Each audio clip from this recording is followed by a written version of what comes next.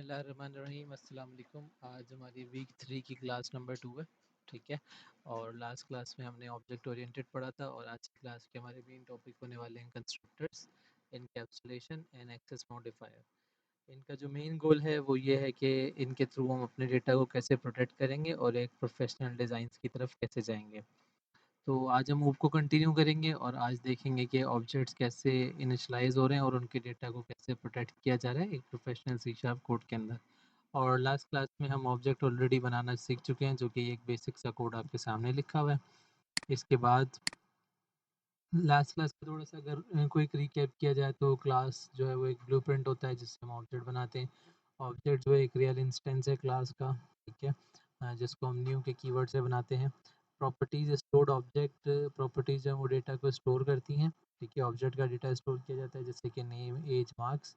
और जो उसके अंदर मेथड्स होते हैं उनको बिहेवियर कहा जाता है। जो क्लास के अंदर इनसाइड मेथड्स हैं उन्हें बिहेवियर कहा जाएगा। ठीक है।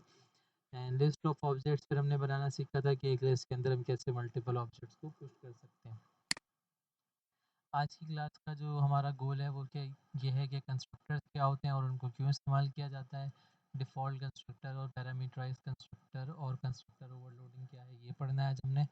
एक्सेस मॉडिफायर्स क्या होते हैं, प्राइवेट और पब्लिक में क्या फ़र्क है, इनकैप्सुलेशन का क्या मतलब होता है एक रियल सॉफ्टवेयर के अंदर, और private fields and public properties data को कैसे प्रोटेक्ट करते हैं, और how to design practical classes like student and bank account, और इन प्रैक्टिकल क्लासेस को कैसे बनाया जा सकता है।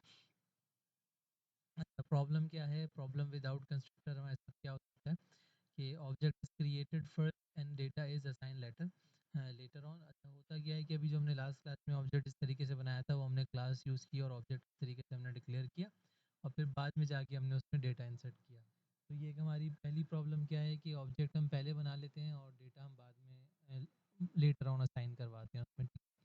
तो डेवलपर में forget to assign important values, फिर अक्सर ऐसा हो सकता है कि इंपॉर्टेंट वैल्यूज़ जो हैं वो हम भूल सकते हैं असाइन करवाना। मतलब काफ़ी सारी वैल्यूज़ जो हैं वो बड़ी इंपॉर्टेंट होती हैं, बहुत रिक्वायर्ड होती हैं, तो फिर वो हम असाइन करना भूल जाएं तो उससे आगे जाके प्रॉब्लम हो सकती है, जिनको हम रिक्वायर्ड वैल्यूज़ कहते हैं। ऑब्जेक्ट कैन रिमेन इनकम्प्लीट और इनवैलिड। अगर हम सारी प्रॉपर्टीज़ देना भूल जाएंगे तो फिर हमारा ऑब्जेक्ट इनकम्प्लीट भी रह सकता है और इनवैलिड भी माना जाएगा।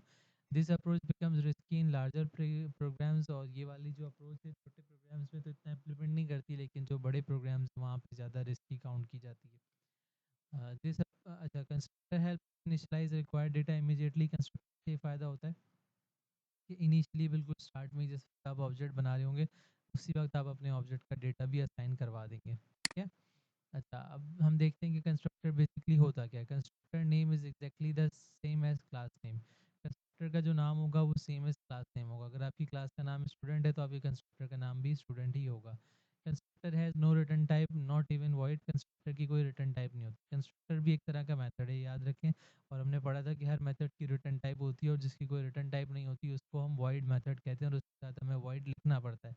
लेकिन यहाँ कंस्ट्रक्टर के अंदर कोई रिटर्न टाइप नहीं होती और आपको वॉइड भी लिखने की ज़रूरत नहीं होती।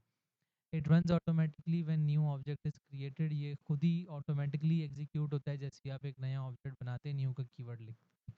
एक्चुअली इनडायरेक्टली हम उसको कॉल ही कर रहे होते हैं लेकिन उसे ऑटोमेटिक कॉलिंग ही कहा जाता है।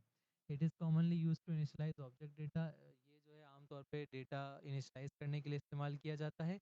It help create complete and valid object और इसकी मदद से हम कंप्लीट और वैलिड ऑब्जेक्ट बनाने में कामयाब होते हैं।